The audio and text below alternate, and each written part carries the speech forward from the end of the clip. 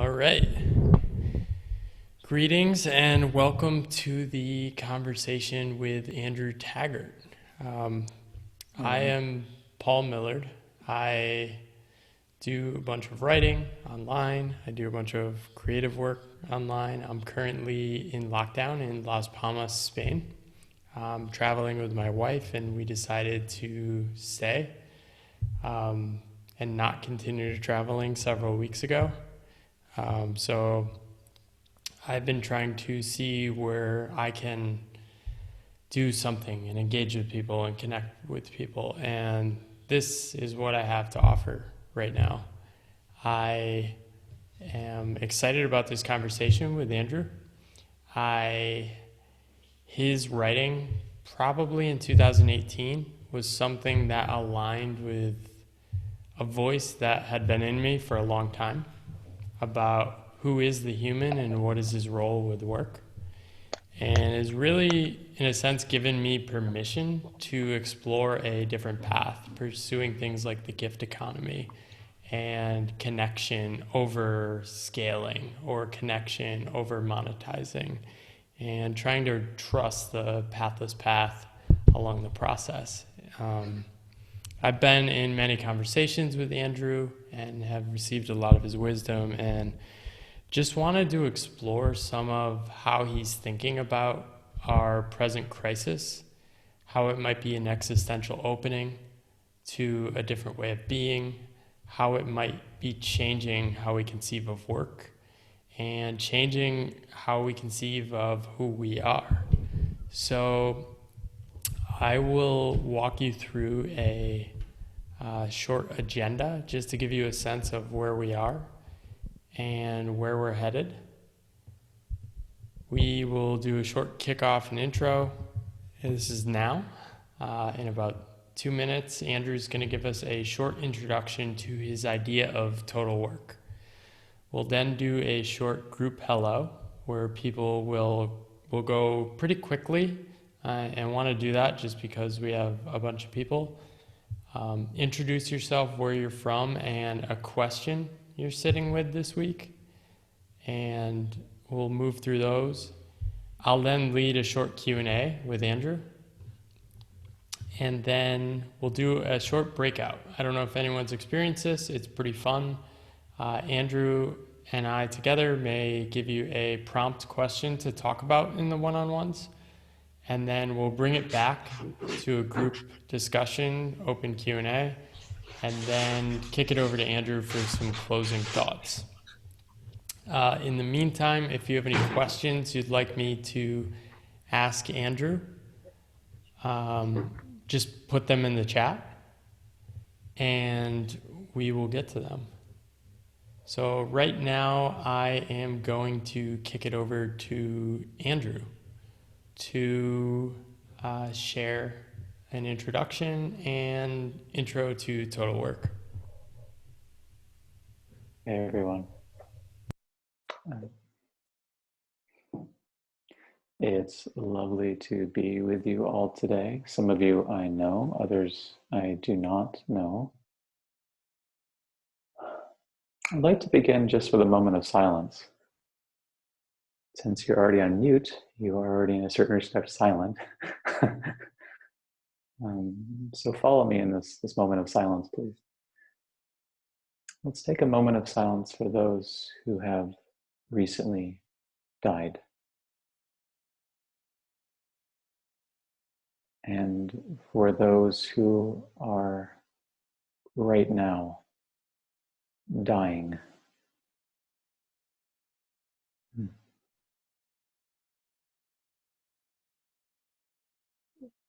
And for those whose lungs feel like lead and who can barely breathe.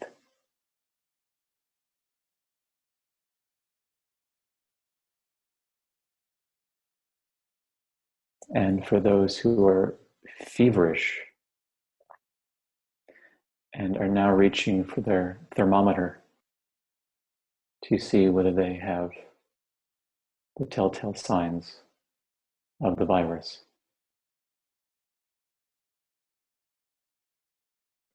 and for all the caretakers who are on the front lines right now may also in time be affected and infected.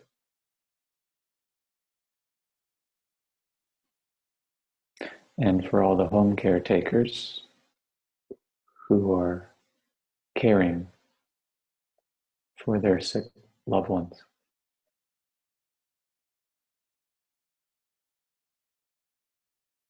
And for all the people right now who are in the midst of panicking, in the midst of anxiety attacks.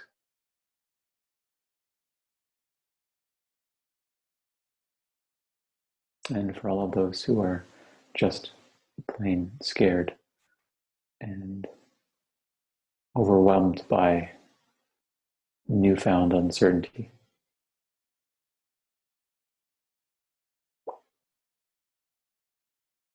And perhaps a moment of silence for all of our newly discovered neighbors living in China and Iran and Italy and Spain and the UK and around the world.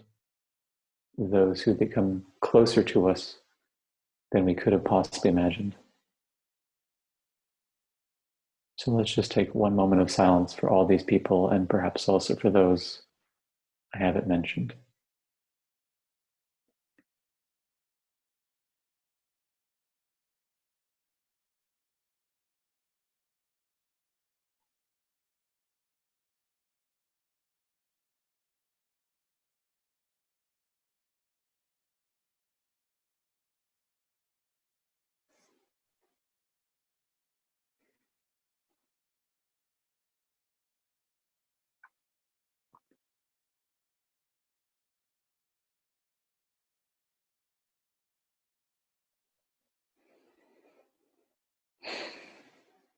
Okay.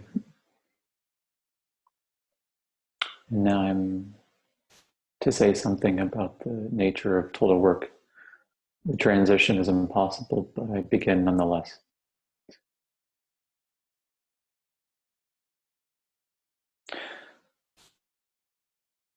Let's say that we could divide very roughly European history into three basic time periods: ancient, medieval, and modern. This is a very common historical approach, or at least it used to be one. If we did so, we'd find that in Greek antiquity and in ancient Rome, we had a conception of the human being which was a political conception. This is why Aristotle called man, or human beings, zoon politikon. That is, political animals. And it's from the Athenian city-state and from the Roman Republic that we have the birth of very thick, rich political terms: the common good, citizen, political deliberations, direct democracy, republicanism, civic humanism, and so on and so forth. So we have to say that they regarded themselves as, ontologically speaking, political beings. Now, leap forward to the medieval period, where we find a new, or a fairly new, conception of human beings. Namely, human beings are religious or contemplative creatures. It's not for nothing that one of the prominent medieval institutions was a new one, namely the monastery. The monastery was a site in which the reality of contemplation was realized. But we have to understand that the entire world was understood in theocentric, God-centric, as well as cosmocentric, that is,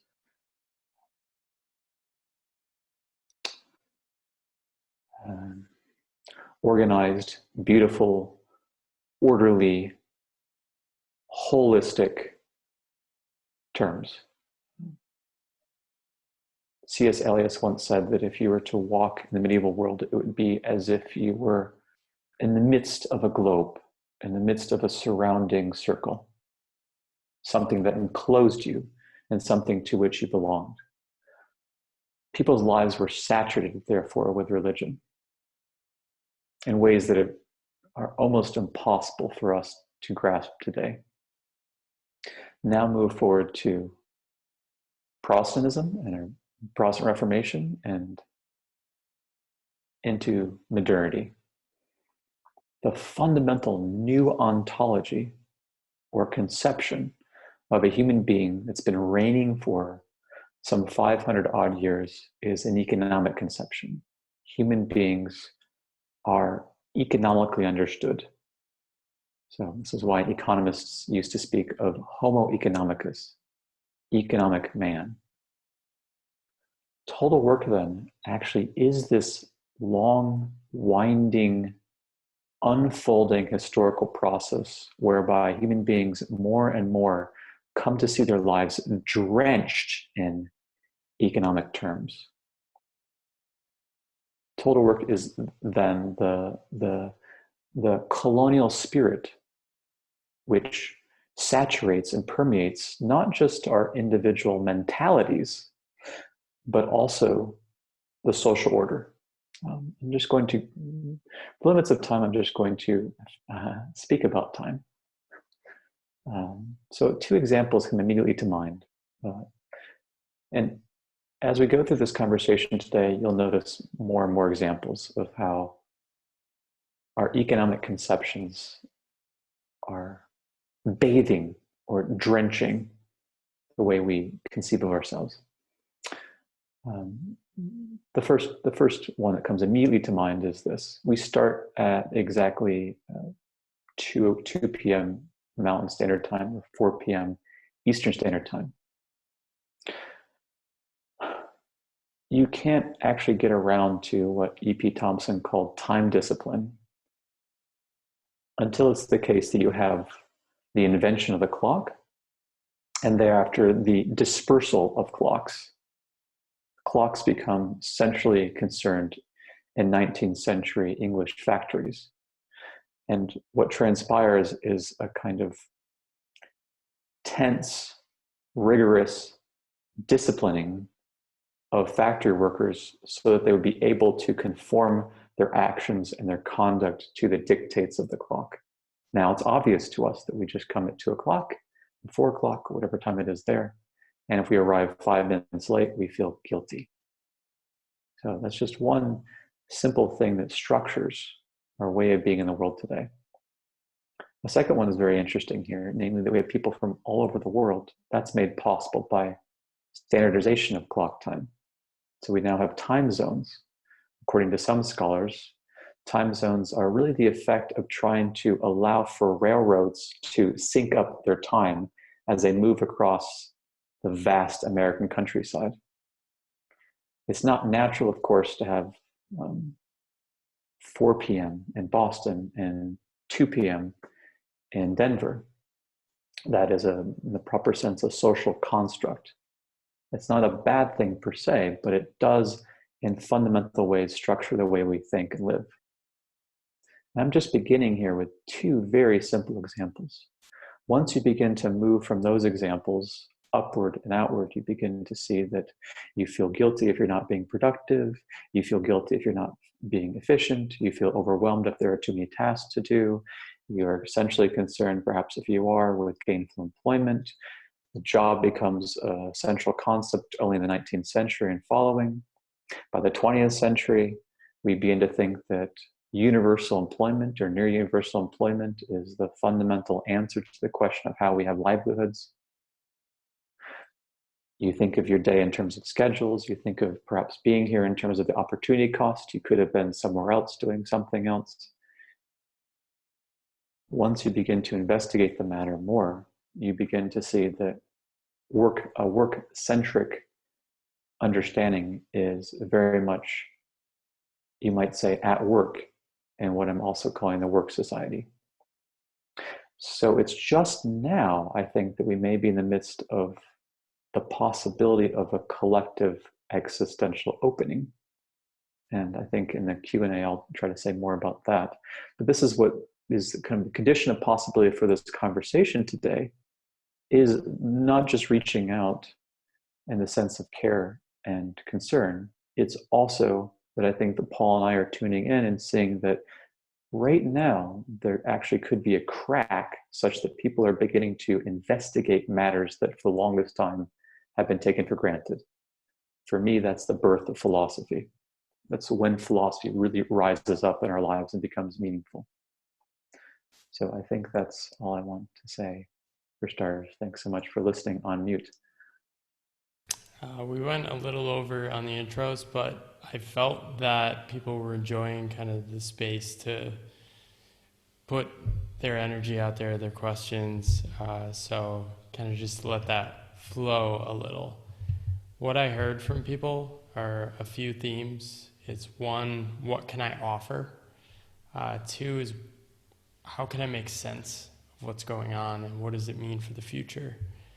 Another thing I heard, which I think we might touch on, is how do we recenter on perhaps moving past our conceptions of work and focusing on some of the people who might have a right conception of work and this crisis might fall even more adversely on. Time and nonlinearity people talked about, and Babak at the end with used to love work, now what? So I wanted to send it back to Andrew with a question about leisure. And Andrew, you've written about leisure as something people have kind of lost the meaning to. Leisure today, we think of throwing on your sweatpants and watching Netflix. But for most of time, people thought of leisure as a way of contemplating the mystery of the universe. You've said an openness to what there is in the world, a disposition of being in the world, open to apprehending reality.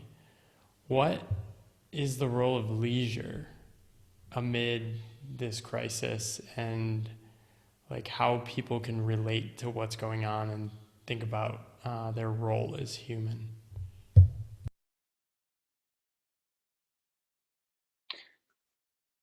Okay, good question. There's a joke that Roger Scruton tells when he's trying to summarize Joseph Pieper's book on leisure. I'm not going to guarantee you that you'll laugh, and you're muted, so I can't really tell if you will laugh or not exactly. But here's the joke. All right, so the joke that Roger Scruton tells in summary of Joseph Pieper's book on leisure is the following. Don't just do something, stand there. All right, so you didn't laugh, most of you, maybe a little smile. All right, a thumb up, a gratuitous thumb up. Or what is he trying to get at there? Well, if you take a crisis, most of the things that we're talking about right now, and indeed Jordan Hall and John Vervaeke would call this a meta-crisis. That is to say, the coronavirus is, I would call it a catalyst that's revealing to us the ways in which chained together fragile systems are beginning to be corroded. So the meta-crisis, which is a planetary crisis, as people will call it today, is actually showing its vulnerability to something like a virus. Now, what we usually hear about on the news or in conversations or on Medium or on Twitter is the following. It's a Leninist question. What is to be done? It's a very good question.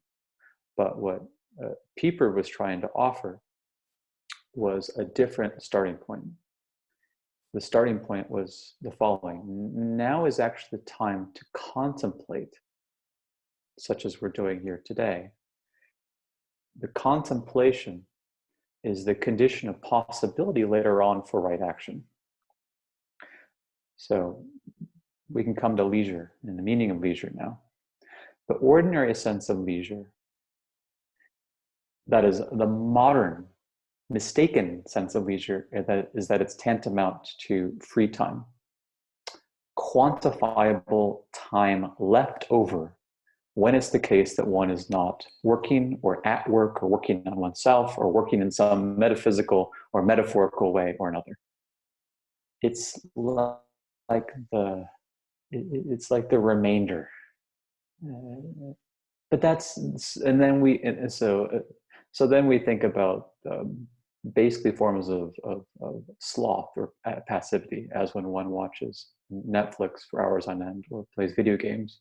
So leisure is basically a consumptive uh, understanding or consumptive conception, according to this modern or late modern view. But that is not actually the essence of leisure, according to much of the tradition. Instead, leisure, first of all, is not quantifiable. It's not understood in terms of chronological time or in terms of a space.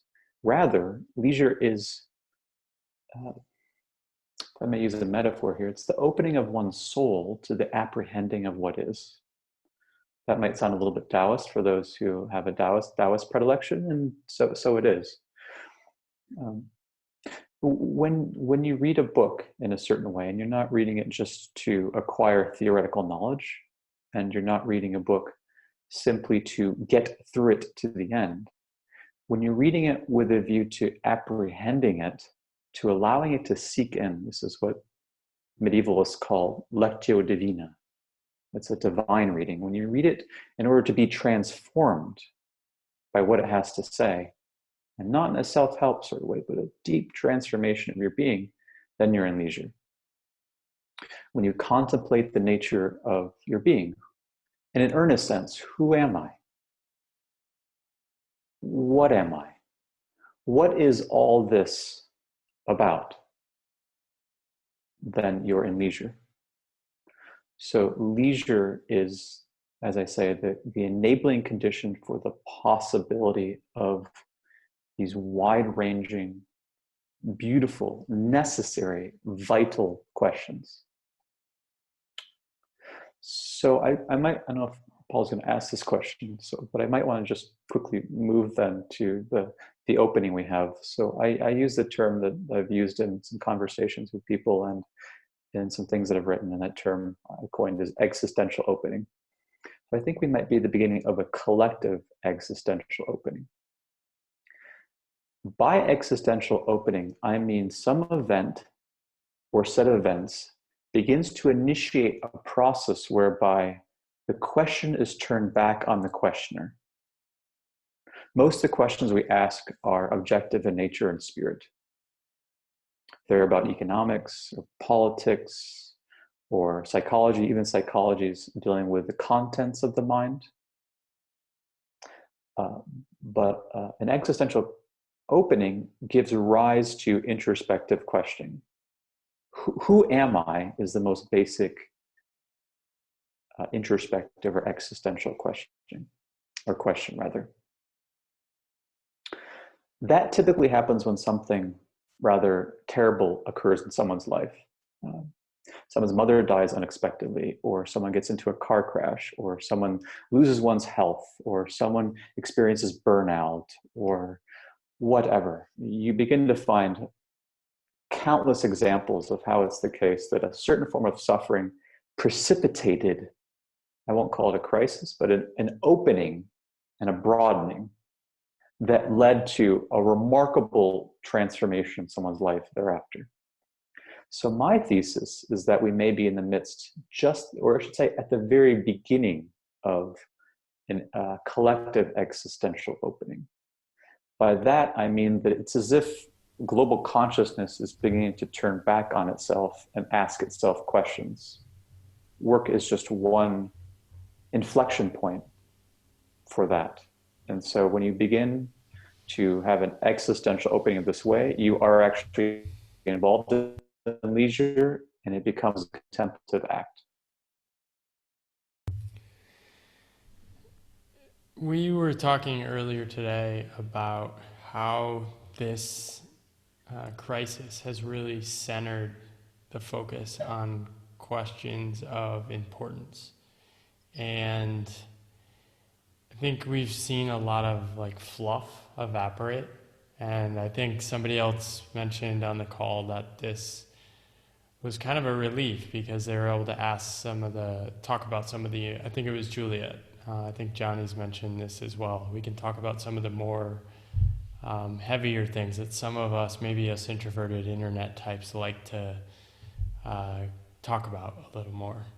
And how are you seeing this conversation emerge? And we talked about livelihood and focusing on work as livelihood instead of meaningful work or crushing it or performance. And how are you seeing this help us focus on the true kind of philosophical and substantial questions of life? Right.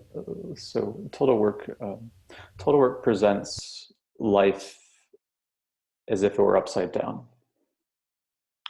It suggests that sustaining life, or what Giorgio Agamben, the Italian philosopher, calls bare life, is actually the reason for being. Hence, there is no room for what Greeks called the good life.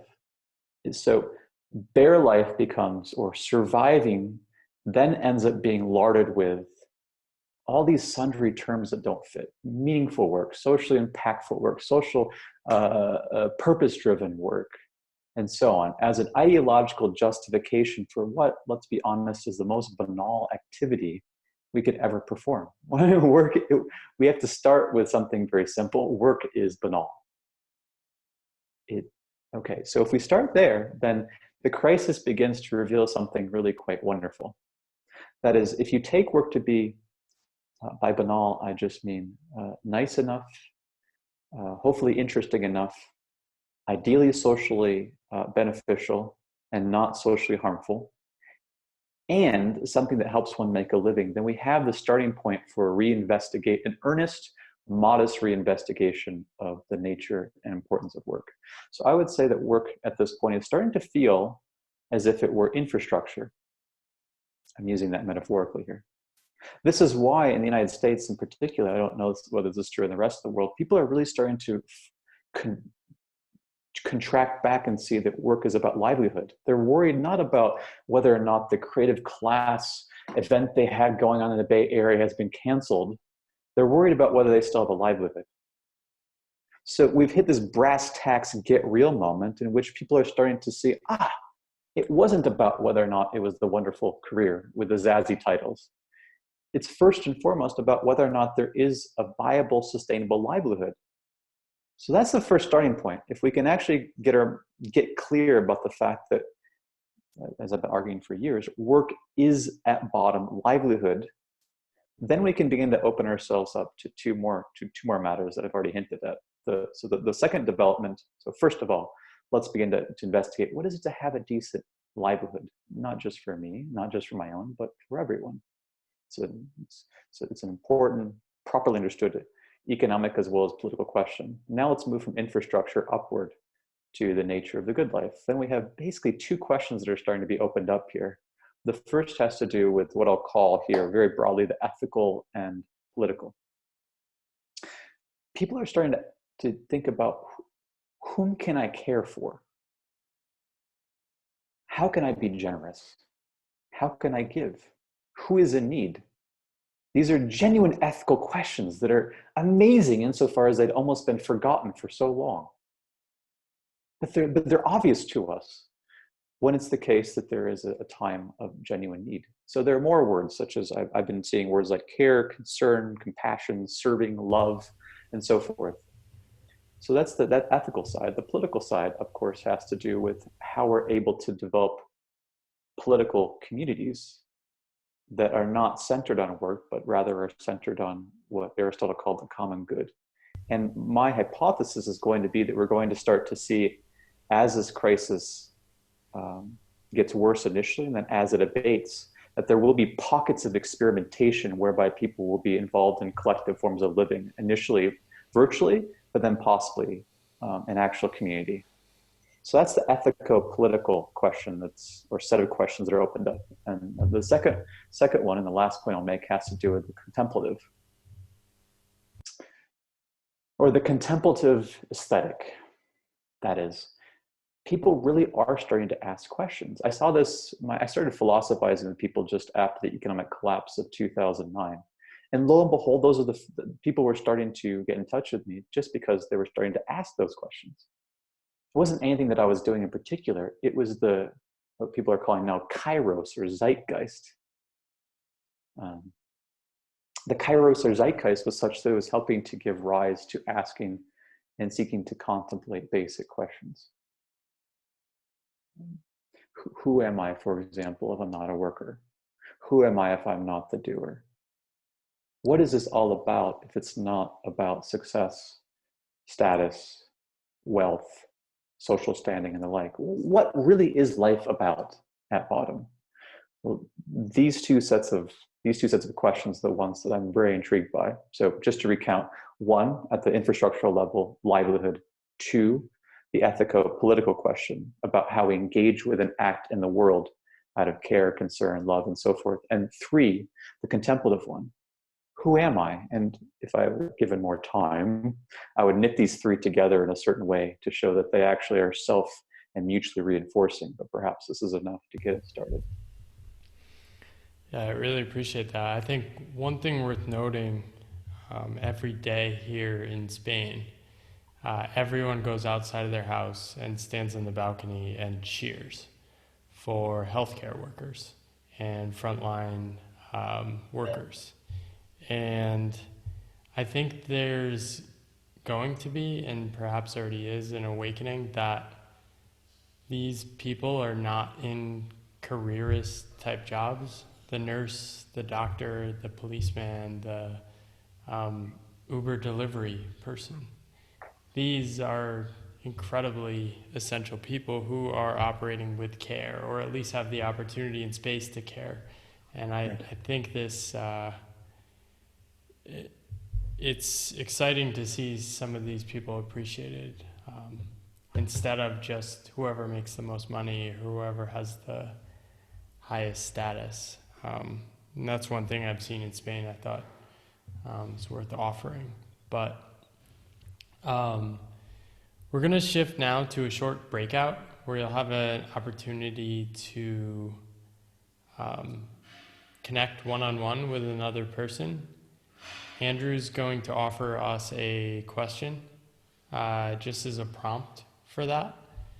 And people seem to have been enjoying these. Basically, I'll click a button, put you into breakout rooms, it will send you over. It should work smoothly, and then it will smoothly bring you back to the room. And then we'll bring up some open Q&A from people, and then go to a closing reflection. Andrew? Yeah, let me present you with two questions. The first is the following. What sorts of things in particular are you struggling with when it comes to total work here and now, that is, during this period? So start where you are. That's the first question. What are you struggling with? The second question that would be wonderful to consider would be the following. If it's true that you really aren't a worker, if it's true that you really aren't a doer manifesting your will in the world in the form of working on yourself and then that of working on the world, then really who or what are you? So if you're not a worker, who are you? All right. Welcome back. Everyone's in different positions now.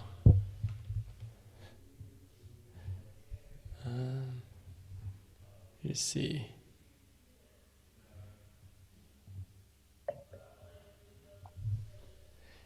Did anyone have any powerful reflections emerging from those that they'd want to share with the group?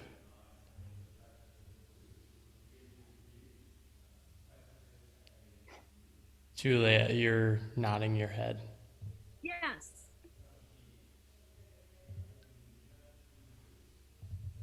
I'm going to unmute myself. Okay, great.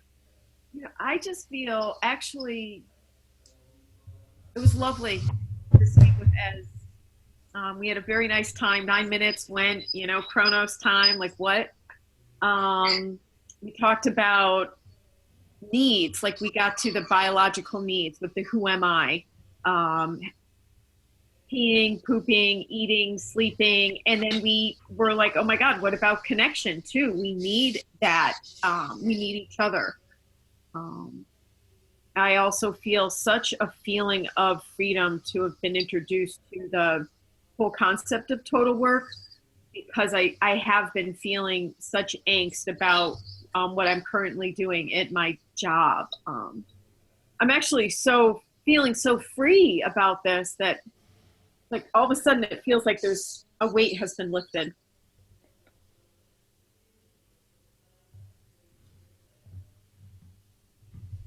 Yeah, thanks.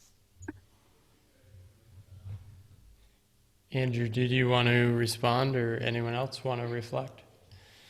I'll just say one thing. Well, thank you very much for the reflection.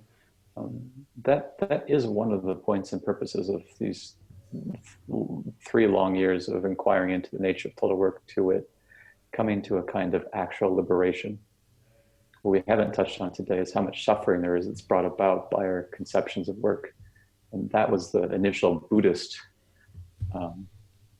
starting point for me. Wow, I'm talking to people and they're suffering a lot. How could that be the case? So the more that we find, wow, there actually are fundamentally different standpoints or outlooks. I'm not just a weirdo. I'll put it this way. I am a weirdo, but I'm not just a weirdo, right? Oh, wow, there's actually a way of trying to anchor myself in a fundamentally different way of being in the world. It's liberation. It's freedom of a kind that's wonderful to experience. So thank you very much for the comment, Julia.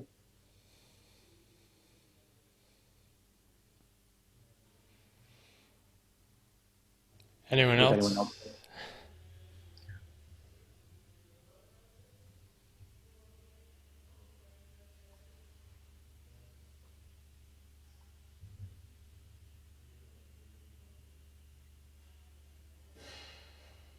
Nathan.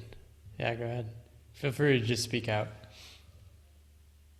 See, Solveig, I hope I'm pronouncing her name correctly.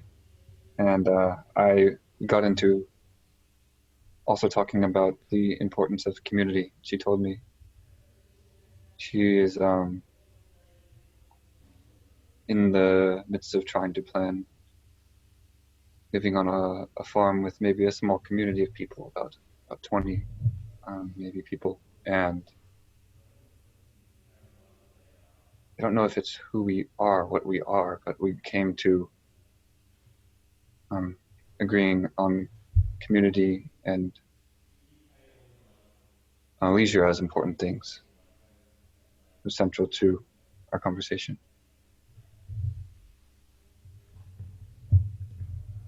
And total work as making those things difficult to reach, if not impossible.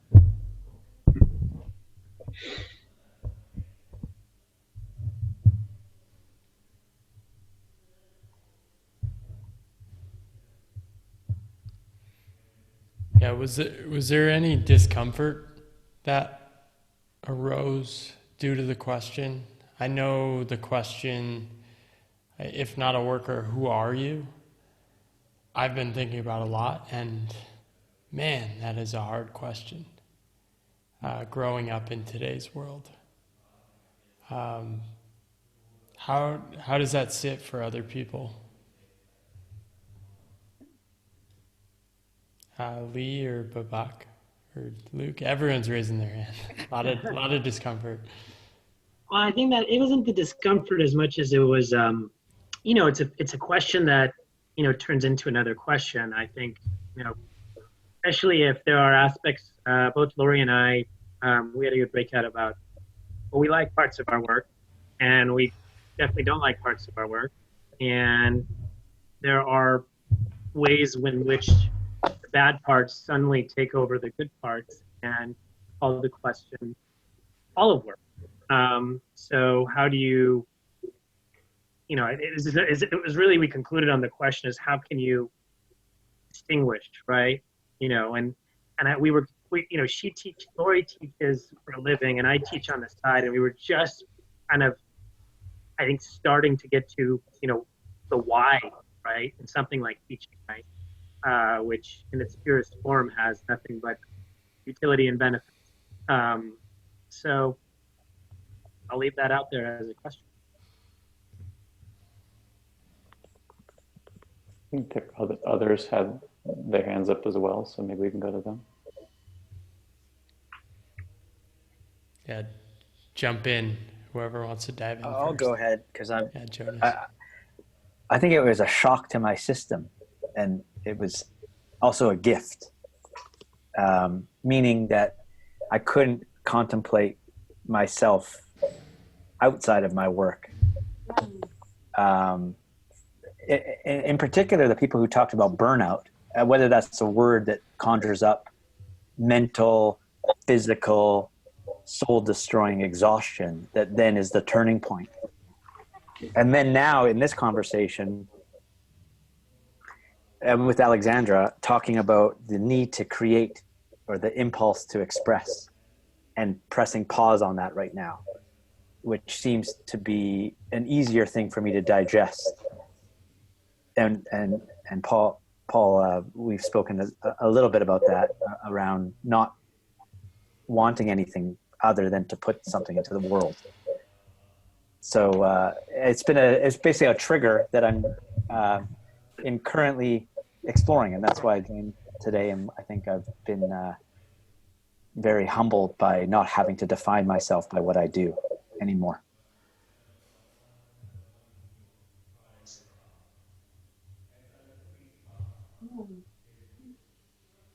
Yeah.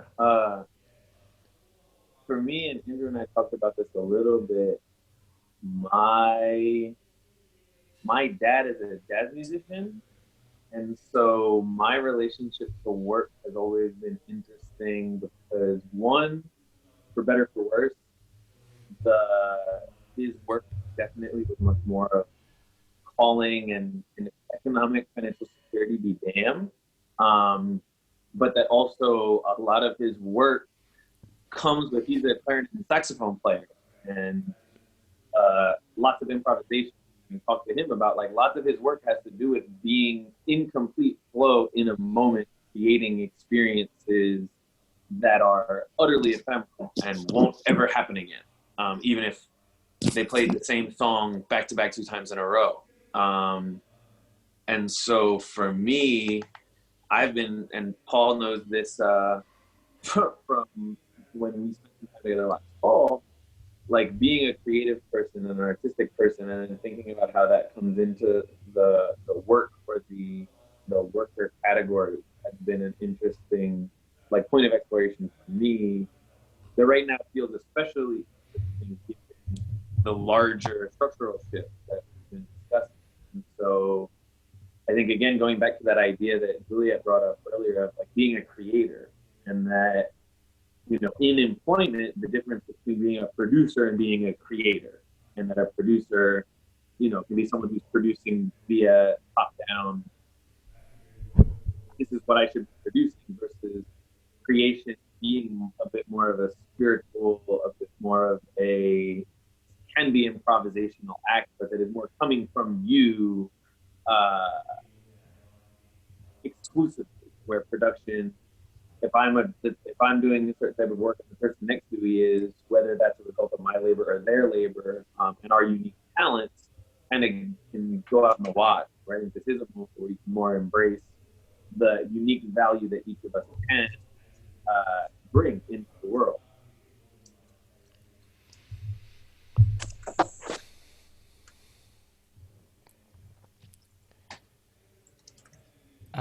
Maybe Thomas, let you jump in, and then we'll kick it back to Andrew to kind of tie things together and close with a reflection and potential next steps.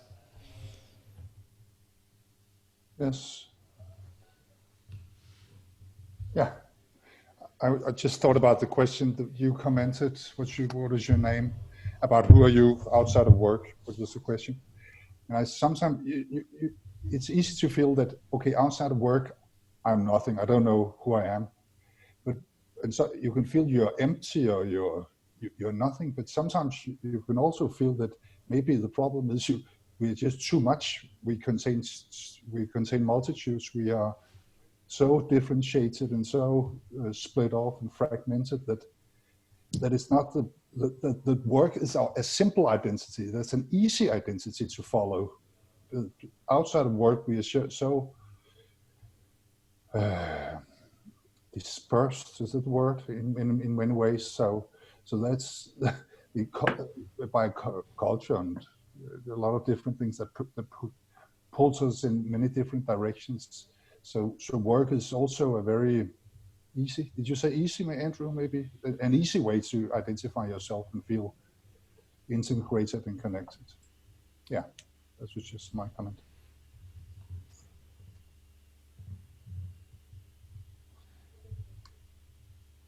So let me provide some, so thank you very much everyone for being here today. Let me provide some just brief concluding remarks. Thomas just said, outside of work, I, that is one, doesn't know who I or one is. Allow that to be a contemplation. How did that come into being?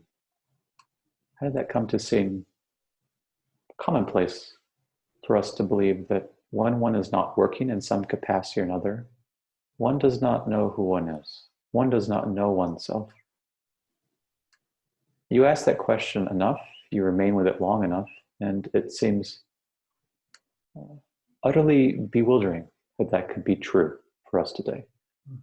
After all, in some respects, it seems completely false.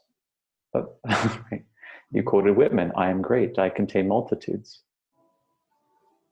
Well, what are those multitudes? Why do we not ask questions about the multitudinous and varied aspects of our being, or even, might I say, of being in general? This is just one simple, beautiful, sinewy line of inquiry one could follow. And if you follow that line of inquiry all the way to the end, it will be amazing what happens. Before I promised that I'd say something fairly brief about how these might be brought together, the three things I said before, the one about livelihood, the other about the ethico-political, and the third about the contemplative aesthetic. Here's one way of thinking about how this collective existential opening might look.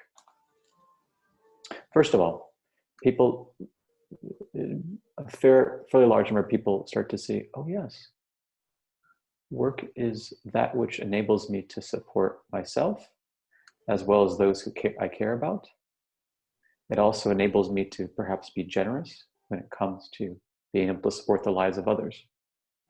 It's interesting enough, slightly fulfilling, or fulfilling enough, fairly socially beneficial, and it even cultivates in me certain virtues, such as the ability to take responsibility for what it is that falls within my ken. So it's not nothing, but it's like work that's been humbled. It's been made modest. It's been put in its place. We've gotten into right relation with work. So that's the first. And we can ask ourselves, what could then be built on top of a world in which people have livelihoods? And that's where the magic starts. So the magic starts when people are able to resume being political animals. And that's in a robust sense. Politics is not just the sort of thing that we are spectators of. Politics is that which we fundamentally participate in. Politics is really the way in which we deliberate about what is good or best for all of us in this community. So you might say this is a politics of care. I care about you and others. And we care about one another, and we care about the well-being of all parties involved. So notice that the livelihood actually makes possible what people today will call the bandwidth for being able to engage in political questions of this nature. And the other one is that I really do think people would start to be open to asking themselves all these wonderful questions about, what is this all about? Who am I? Why are we all here? What does it mean to love one another? These are not just Monty Python questions. These are not questions that postmodernists thought were silly. These are very earnest dare I say, perennial questions. So what would actually happen if it were the case that we could have a contemplative practice? My wife and I are Buddhists in large measure. And that contemplative practice itself would not only be appreciated as an end in itself, but then would also feed into the ways in which we think about and engage in politics, and both of which would be made possible by livelihoods, which is no more and no less than a livelihood. This is my own picture. I'm not suggesting the world is going to turn out this way, but I do think that this is a very reasonable understanding of how we set to right various levels of reality. So I think I want to end there today, and I just want to reiterate my thanks for all of you coming today, and then I'll pass it back to Paul. Thank you, Andrew. So appreciate everybody coming to this. I've been just really energized by these conversations and exploring these ideas. I think I've been thinking about them for the last 3 years. I know Andrew's similarly. I think many in this call maybe longer than that. And I think they're going to become more central. And it'll be interesting to see where that goes. Andrew and I are exploring potentially building something that goes a little deeper with this. We're calling it a course right now, but we're really trying to be generative with this and kind of see where it goes. We can follow up, but you can also send a message if you'd be interested in learning more, if that takes shape and evolves. But seriously, just thank you. I don't fully know what I'm doing with these things, but it feels like these conversations,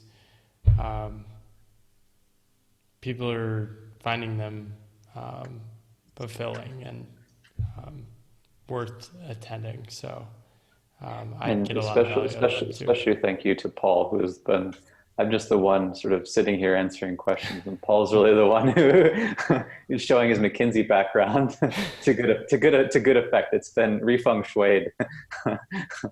So thanks so much, Paul. Yeah, go total work to leave total work. Yeah. But yeah, thank you again, and